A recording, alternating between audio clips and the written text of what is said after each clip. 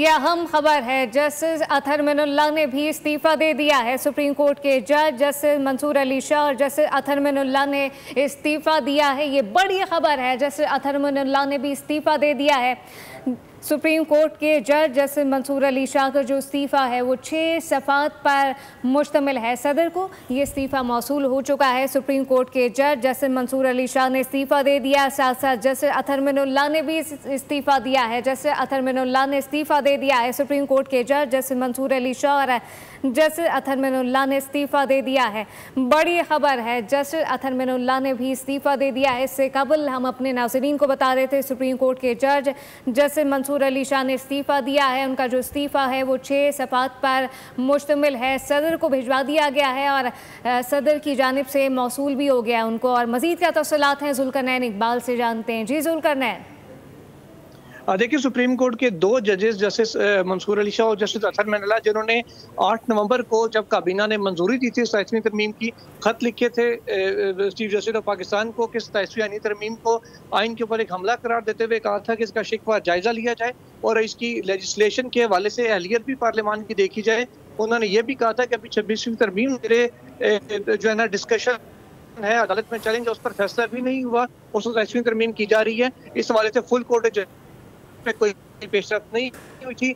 आज जब दोनों ऐवानों से और सदर से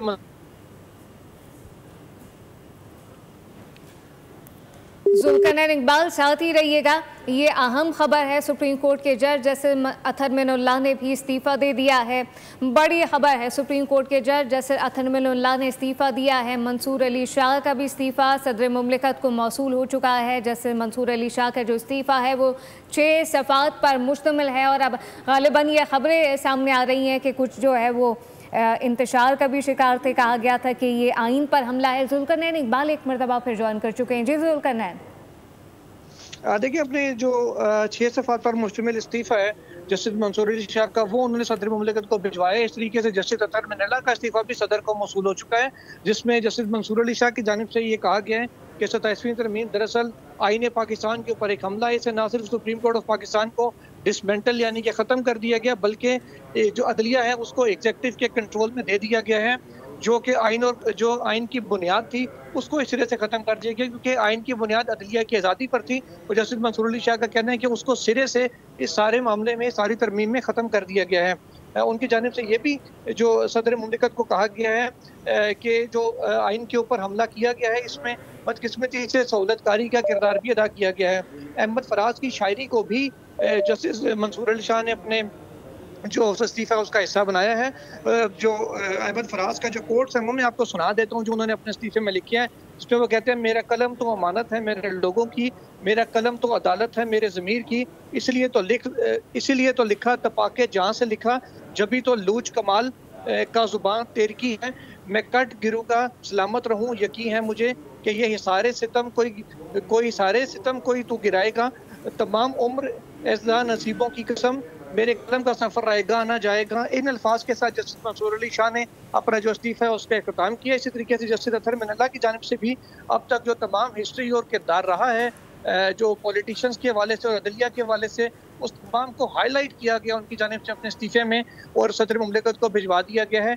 इन 2 जजेस की जानिब से पहले भी मुतअद्दिद मौके पर खतूत लिखे गए थे। 26वीं तरमीम जब आई थी तब भी दोनों जजेस की जानिब से ये बार बार मौका बताया गया था कि फुल कोर्ट में इसको मुकर्रर किया जाए, लेकिन आईनी बेंच बनने के बाद उसको जस्टिस याहिया अफरीदी ने मुकर्रर नहीं किया था।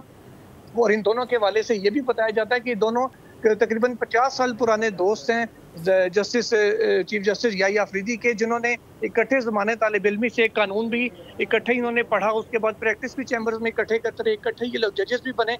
लेकिन जब से 26वीं तरमीम आई और justice Yahya Afridi chief justice of Pakistan बने थे, तब से ये मामलात उनके ख़राब थे। आपस में ख़तों किताबत का सिलसिला जारी रहता था एक दूसरे के हवाले से, लेकिन जस्टिस याहिया अफरीदी ने कभी उनके किसी खत का जवाब नहीं दिया था। और अब जब कल उन्होंने फुल कोर्ट इजलास भी तलब की, लेकिन जो फुल कोर्ट का, जैसे हमने पहले भी खबर दी थी कि एजेंडे के ऊपर 27वीं तरमीम को नहीं रखा गया, वो उसके ऊपर वैसे तो बात एजेंडे से हटकर ही हो सकती थी, लेकिन सुप्रीम कोर्ट रूल्स और सीनियर एडवोकेट्स के हवाले से टाइटल देने के लिए जो इजलास बुलाया गया था, इसी वजह से जो दोनों जजेस हैं उन्होंने आज ही अपना इस्तीफ़ा दे दिया है।